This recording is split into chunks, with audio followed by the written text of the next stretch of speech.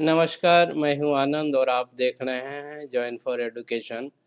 आज मैं work and energy पर चर्चा करने जा रहा हूँ। जनरल फिजिक्स का ये एक मोस्ट इम्पॉर्टेंट टॉपिक है। Definition of work, dimension of work, unit of work, energy, conservation of energy, ये 5 टॉपिक पर आज मैं एक एक करके चर्चा करूँगा। सबसे पहले डिफिनेशन ऑफ वर्क पर कंसिडर करते हैं। देखते हैं कि डिफिनेशन ऑफ वर्क क्या है।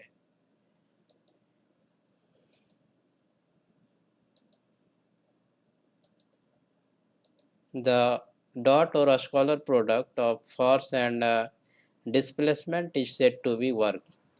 ये काफ़ी आसान है। फोर्स और डिस्प्लेसमेंट का जो आपका अदिश गुणनफल जो होता है वही आपका वर्क कहलाता है। यदि किसी पिंड पर या बॉडी पर कोई फोर्स अप्लाइड करे तो बॉडी के पोजीशन में चेंज हो जाता है या बॉडी मूव कर जाती है, तो उससे जो डिस्प्लेसमेंट हमको मिलता है और जो फोर्स अप्लाइड करते हैं, अगर वो दोनों का स्कॉलर प्रोडक्ट या डॉट प्रोडक्ट फाइंड आउट करते हैं तो उसका जो भी रिजल्ट आता है वही वर्क होता है। वर्क को जनरली कैपिटल अल्फ़ाबेट W से आपका डिनोट या निरूपित किया जाता है। It is generally denoted by capital alphabet W। So W equal to vector F dot और scalar product of vector D और डिस्प्लेसमेंट। यदि इसको थोड़ा सा और एक्सपेंड कर देते हैं तो magnitude of the force into magnitude of the displacement into cos theta. तो यहाँ पर यदि देखा जाए तो थीटा जो है, theta is the angle between force and displacement. तो आपका ये जो थीटा जो है, थीटा फोर्स और डिस्प्लेसमेंट के बीच का एंगल है। यहाँ से कुछ स्पेशल केस आ सकता है। When theta will be zero, जब थीटा जीरो होगा तो फोर्स और डिस्प्लेसमेंट जो होगा उसका डायरेक्शन सेम होगा। When theta equal to 90 degree, तो थीटा 90 डिग्री वाले केस में फोर्स और डिस्प्लेसमेंट जो है परपेंडिकुलर टू ईच अदर होगा। When theta equal to 180 degree, तो इस केस में फोर्स और डिस्प्लेसमेंट जो है एक दूसरे के ऑपोजिट डायरेक्शन में होगा। तो ये अगर मान लीजिए अगर कॉस थीटा अगर जीरो हो, थीटा जीरो हो तो कॉस जीरो डिग्री का वैल्यू 1 होता है, तो उस केस में आपका जो वर्क डन जो होगा, आपका मैग्नीट्यूड ऑफ द फोर्स और मैग्नीट्यूड ऑफ द डिस्प्लेसमेंट को मल्टीप्लाई करने से जो मिलेगा वही होगा। अगर परपेंडिकुलर टू ईच अदर है, मतलब थीटा अगर 90 डिग्री है तो उस केस में cos 90 डिग्री का वैल्यू जीरो होता है।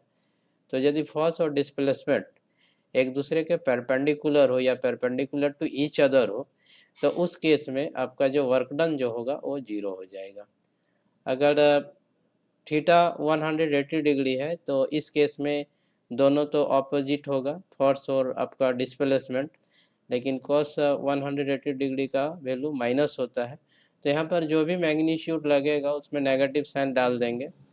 अब ये वर्क का जो आपका यूनिट यदि होगा, अगर यहाँ से हम कंसिडर करें तो न्यूटन मीटर होगा, क्योंकि वर्क के डिस्कशन में या वर्क को जानने में जूल का बहुत बड़ा आउटस्टैंडिंग कंट्रीब्यूशन है। तो उनके नाम और उनके रिगार्ड को लेकर के वर्क का ऐसा यूनिट जूल भी होता है।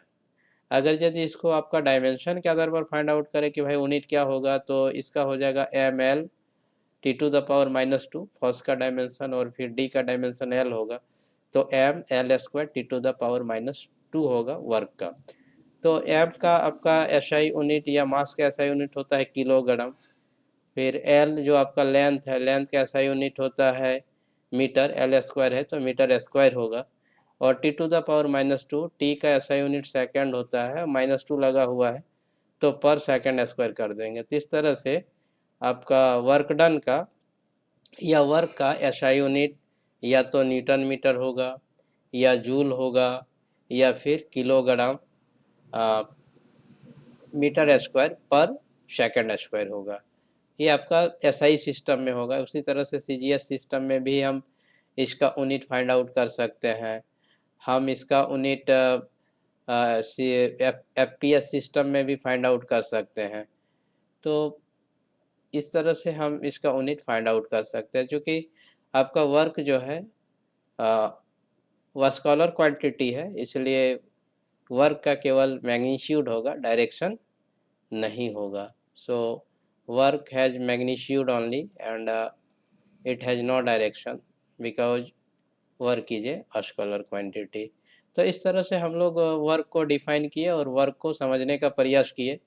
एक बार फिर से रिपीट कर देते हैं कि मतलब बल और आपका विस्थापन, हम लोग शुद्ध हिंदी में डिस्प्लेसमेंट को विस्थापन बोलते हैं, फोर्स को शुद्ध हिंदी में बल बोलते हैं। तो बल और विस्थापन का जो आपका अदिश गुणनफल जो होगा वही आपका वर्क होगा। इसे हम लोग सामान्यतः अंग्रेजी वर्णमाला के बड़े अक्षर W से निरूपित करते हैं। इसका W इक्वल टू हो जाएगा वेक्टर F डॉट और scalar product of vector D। अगर हम इसको एक्सपेंड कर देते हैं तो यहाँ पर फोर्स का मैग्नीट्यूड, फिर आपका डिस्प्लेसमेंट का मैग्नीट्यूड और F और D के बीच का कोण। अभी हम लोग थीटा के बारे में काफ़ी चर्चा की है 3 केस में। जब थीटा 0 डिग्री हो जाएगा तो फोर्स और डिस्प्लेसमेंट का सेम डायरेक्शन होगा। जब थीटा 90 डिग्री होगा तो फोर्स और डिस्प्लेसमेंट एक दूसरे के परपेंडिकुलर होगा। जब थीटा 180 डिग्री होगा तो फोर्स और डिस्प्लेसमेंट एक दूसरे के ऑपोजिट होगा। तो वहाँ पर भी हम लोग वैल्यू फाइंड आउट किए। 0 वाले केस में आपका वर्क डन जो होगा मैग्नीट्यूड ऑफ द फोर्स और मैग्नीट्यूड ऑफ द डिस्प्लेसमेंट का मल्टीप्लिकेशन होगा। और आपका 90 डिग्री वाले केस में, या मतलब जब परपेंडिकुलर टू ईच अदर होगा फोर्स और डिस्प्लेसमेंट, तो उस वाले केस में यहाँ पर वर्क डन 0 हो जाएगा। और 180 डिग्री वाले केस में दोनों का डायरेक्शन तो अपोजिट होगा और केवल इसके मैग्नीट्यूड के प्रोडक्ट पर नेगेटिव साइन लगा देंगे। तो hope that this details will be useful to all audience who are interested to know or to clear the concept of the work, which is one of the most important topic of the general physics, and hope that this will be useful to all students who are studying either in class 11 or 12 together with students who are preparing for NEET and JEE. तो NEET और जी का भी यदि कोई तैयारी कर रहे हैं तो उसके लिए भी ये शायद उपयोगी होगा। और कक्षा 11 और 12 में पढ़ने वाले विद्यार्थियों के लिए भी ये उपयोगी होगा यदि उनका एक विषय भौतिकी हो, और वर्क या भौतिकी में रुचि रखने वाले ऑडियंस के लिए भी ये उपयोगी होगा। तो मैं आनंद आप लोगों से विदा चाहता हूँ, और यह वीडियो लेक्चर आपका 8 साढ़े 8 मिनट का हो गया है।